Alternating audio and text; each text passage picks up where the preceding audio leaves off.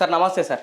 నమస్కారం అండి. సార్ మీరు ఎలా చూస్తారు దేశ రాష్ట్రపతి ఈ సమావేశాన్ని కావచ్చు, స్పీచ్ కావచ్చు? మనం ప్రజాస్వామ్యం ఏర్పరచుకున్నాం. ప్రజాస్వామ్యం తర్వాత పద్ధతుల్లో మనం నడుస్తున్నాం. ఇది కొత్త ఏం కాదు.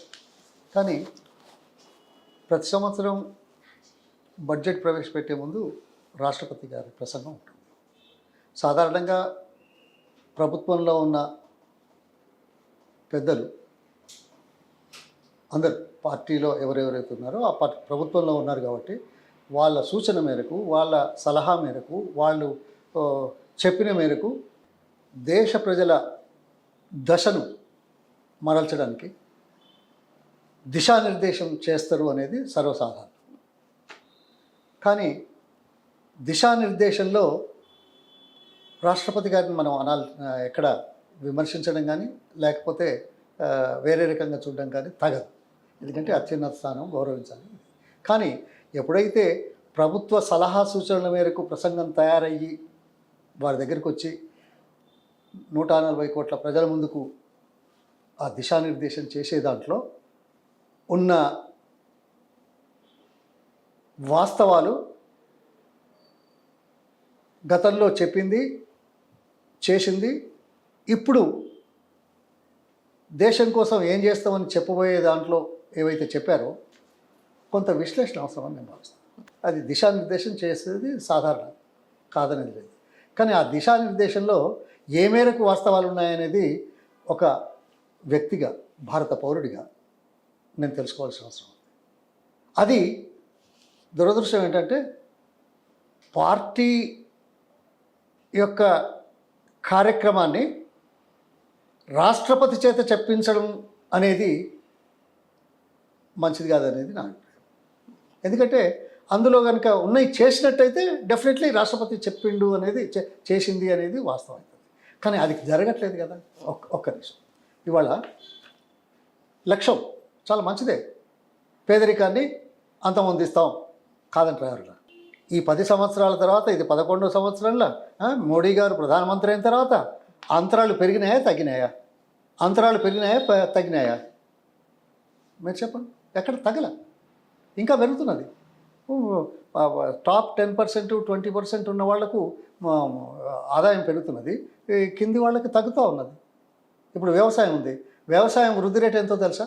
మనం లక్ష్యం పెట్టుకున్నదే 4%. కానీ ఇన్ఫ్లేషన్ రేట్ ఎంత ఉందో తెలుసా? దానికి తగ్గట్టుగా వ్యవసాయం అవుతున్నదా? గతంలోపట 2022 వరకే మోడీ గారి ప్రభుత్వం ఇంతకుముందు రాష్ట్రపతులతో చెప్పించి 2022 వరకు రైతుల ఆదాయం డబుల్ చేస్తామని చెప్పినా లేదా? నేనేం కొత్తగా చెప్పట్లేదు. 2022 వరకే.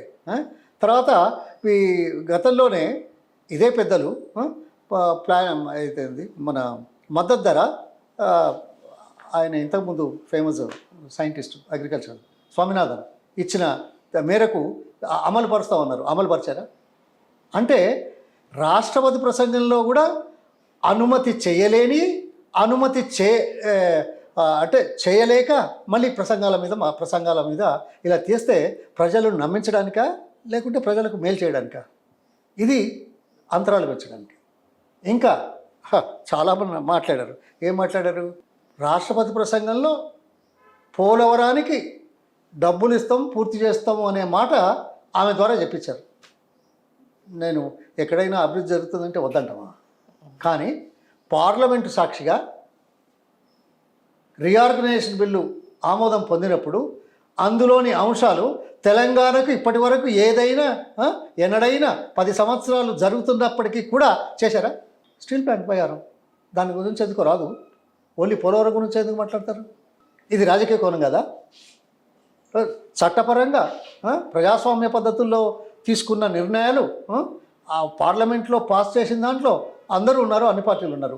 ఆ విషయాల మీద కాకుండా ఏదో ఒక విషయం మీద మాట్లాడిస్తే అంటే దాన్ని ఏమనుకోవాలా? ఇది బీజేపీ ఇదే కదా, చిన్నచూపు కదా మిగతా వాటికి. చెయ్యి వదట్లేము. కానీ పార్లమెంటు సాక్షిగా అమలు చేసిన దాని మీద చట్టం చేసిందేమో గుర్తించరు, మాట్లాడరు, ప్రసంగంలో రాదు. 10 సంవత్సరాల నుంచి చేయలేదు, కానీ ఇది మాత్రం వస్తుంది.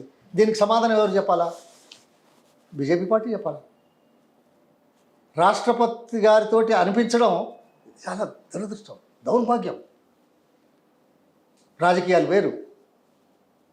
నువ్వు ఎన్నికల్లో మేనిఫెస్టోలు చెప్పినావు, చాలా విషయాలు చెప్పు, కొన్ని చేస్తున్నావు, చాలా మటుకు చేయలేదు. ఎక్కడ చూడండి, 2 కోట్ల ఉద్యోగాలు అన్నావు కదా, నీ లెక్కలు ఇస్తావా? వైట్ పేపర్ ఇస్తారా వీళ్ళు? రాష్ట్రపతితోటి ఆ రోజు చెప్పించారు కదా, ఎలక్షన్ మేనిఫెస్టోలు పెట్టారు కదా, వస్తున్నాయా? ఎన్ని ఉద్యోగాలు వచ్చాయి తెలియదా? 5 ఏళ్ళ 1,23,00,000, 1,25,00,000 వచ్చింది 5 ఏళ్ళలో, గత 5 ఏళ్ళలో.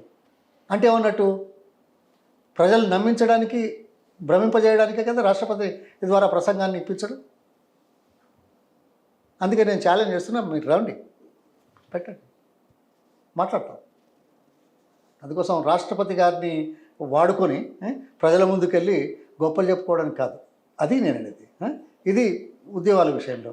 ఇప్పుడు నల్లధనం ఉంది, నల్లధనంలో ఏం చెప్పారు? రూపుమాపుతాం అన్నారు కదా, అయిందా? 2014లో 10,700 కోట్ల నల్లధనం స్విస్ బ్యాంకులో ఉన్నది తెస్తామని చెప్పి ఒక్కొక్కరికి 15 లక్షలు ఇస్తామని చెప్పిన పార్టీ ఇవాళ అంతరాలు తగ్గిస్తామని చెప్పడం లోపల నీకు 30,000 దాటింది. ఇదే నల్లధనం 10,700 కోట్ల నుంచి 31,000 కోట్లకు స్విస్ బ్యాంకుల్లో మూలిగిపోతున్నదని ఇదే ప్రభుత్వం, ఇదే ప్రధానమంత్రి రాతపూర్వకంగా పార్లమెంట్లో చెప్పిన విషయాలు తెలీదా? అటు నల్లధనం అయింది. ఇక అంతరాలు మోపు చేస్తున్నా అంటున్నారు. మీరేం చేశారు? దేశంలో బ్యాంకు రుణాలు ఎన్పిఎల్గా మారుస్తున్నారు కదా, ఎవరి అయ్యా? ఎంతమంది తీసుకున్నారయ్యా? ఎన్ని లక్షల కోట్లయ్యా? ఈ గత 6 సంవత్సరాల్లో దాదాపు 70 లక్షల కోట్ల రూపాయల బ్యాంకు రుణాలు మీరు ఎన్పిఎల్గా చిత్రీకరించారు, కలెక్ట్ చేయలేకపోతున్నారు. ఇది ఎవరి సొమ్ము? ప్రజల సొమ్ము కదా. దీనికి సమాధానం చెప్తారా బీజేపీ వాళ్ళు? అంతరాలు తీసేద్దామని, ఇది పేదరికాన్ని రూపుమాపుతామని గొప్పలు చెప్పించడం వల్ల అవుతున్నదా? కావట్లేదు కదా. అంతేకాదు, పేదవాళ్ళ కోసం ఏం చేస్తున్నారు? ఇవాళ 3 కోట్ల ఇండ్లు ఇస్తామన్నారు ఈ సంవత్సరం, ప్రెసిడెంట్ గారితో చెప్పించారు. మీకు 5 ఏళ్ళ 1,23,00,000 ఇండ్లు కూడా ఇవ్వలేని పరిస్థితిలో ఉన్న మీ ప్రభుత్వం గణాంకాలు, బడ్జెట్లో పెట్టిన గణాంకాలకు, విడుదల చేసిన నిధులకు, ఖర్చయిన నిధులకు పేపర్ తీసుకురా, చూద్దాం, మాట్లాడదాం. ఇది చేసిన తర్వాత ఆమెతో అనిపిస్తే బాగుంటుంది. అంటే ఏమన్నట్టు, ప్రచారం కోసం చేయించిందే కదా. ఇగో ఇది ప్రస్తుతం నడుస్తున్నది.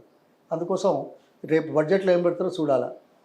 ఇప్పటికైనా కళ్ళు తెరిచి ఆ రీఆర్గనైజేషన్ బిల్లో ఉన్న అంశాలకు డబ్బులు కేటాయించి రేపైనా మాట్లాడిస్తారేమోనని మేము మాట్లాడుతున్నాం. అంత తప్ప ఇంకేం లేదు. అవునా కదా? చాలా ఉన్నాయి మాట్లాడడానికి. రేపు మొత్తం వచ్చిన తర్వాత ఒక్కొక్క శాఖ ద్వారా గతంలో ఏం చేశారు, ఇప్పుడు ఏం చేశారు, ఇంత ఎందుకు పెట్టారు, ఎందుకు చేయలేదు అనేది మళ్ళీ మాట్లాడదాం. Definitely. Okay, thank you. Thank you.